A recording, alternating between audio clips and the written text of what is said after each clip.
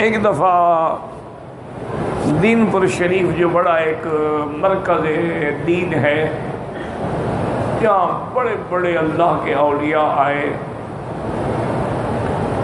اور یہ حضرت خلیفہ غلام محمد دین پوری رحمۃ اللہ علیہ، اور جہاں حضرت عبید اللہ سندھی رحمۃ اللہ علیہ، اور حضرت تھانوی رحمۃ اللہ علیہ، اور حضرت مدنی رحمۃ اللہ علیہ، اور حضرت لاہوری رحمۃ اللہ علیہ، حضرت امروٹی رحمۃ، یہ سارے بزرگ دین پر جاتے۔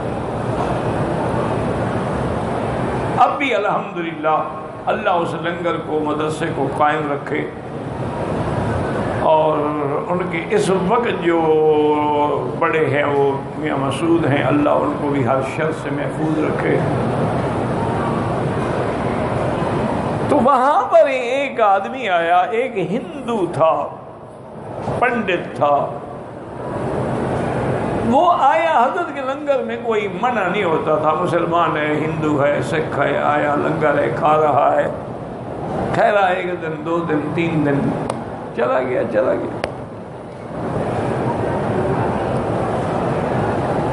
تو ایک دن وہ 3 دن کے بعد دیکھا اس نے کہ حضرت خلیفہ صاحب جو تھے رحمۃ اللہ علیہ، وہ صحیح معنوں میں پیر تھے، مجاہد بھی تھے، پیر بھی تھے۔ حضرت حافظ محمد صدیق بھرچونڈی شریف رحمۃ اللہ علیہ کی خلافت تھی، میں نے تو زیارت نہیں کی،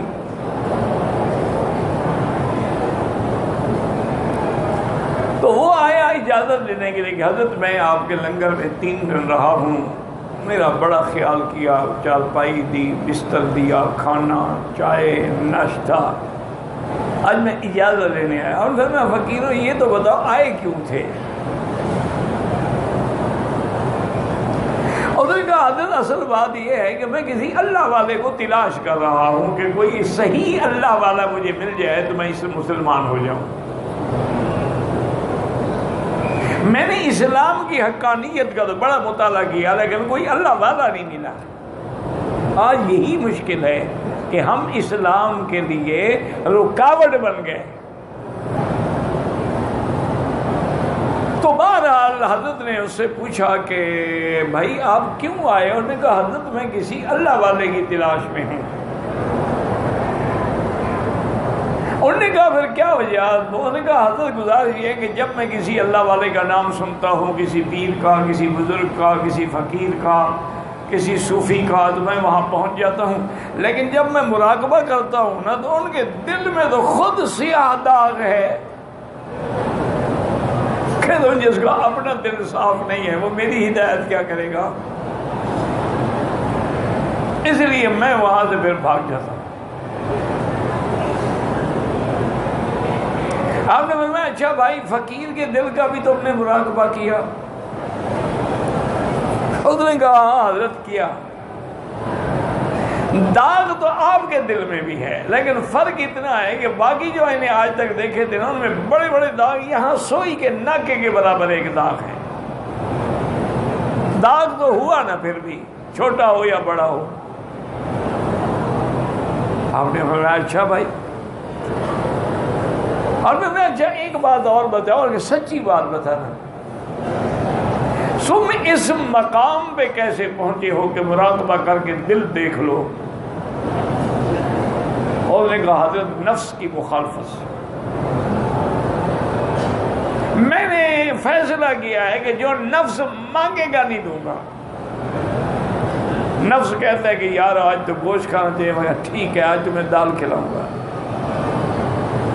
نفس چاہتا ہے کہ یار آج تو میں بہت تھکا ہوا ہوں، کسی بڑے آدمی کے گھر میں جائیں، بڑا ریشمی بستر ہو، بڑی بہترین آرام گاہ ہو، تو میں سکھاتا ہوں، فٹ پاتھ پہ سو جاتا ہوں۔ تو جتنا میں نفس کو کچلتا ہوں نا، اتنی یہ میری بصیرت جو ہے وہ روشن ہو رہی ہے، اور میں لوگوں کے دلوں کو 1 سیکنڈ میں دیکھ لیتا ہوں۔ اور میں اچھا بھائی واقعی تم نے بڑی محنت کی، کتنا عرصہ ہو گیا؟ انہوں نے کہا حضرت میں تو 20 سال سے نفس کو رگڑ رہا ہوں، اور نفس جب یہ نہ چاہتا ہو تو میں اس کو اچھی سے اچھی نعمت بھی کھلا دیتا ہوں۔ آپ نے فرمایا اچھا بات سنو، ابھی اپنے نفس پہ غور کرو، وہ اسلام لانا چاہتا ہے یا نہیں چاہتا؟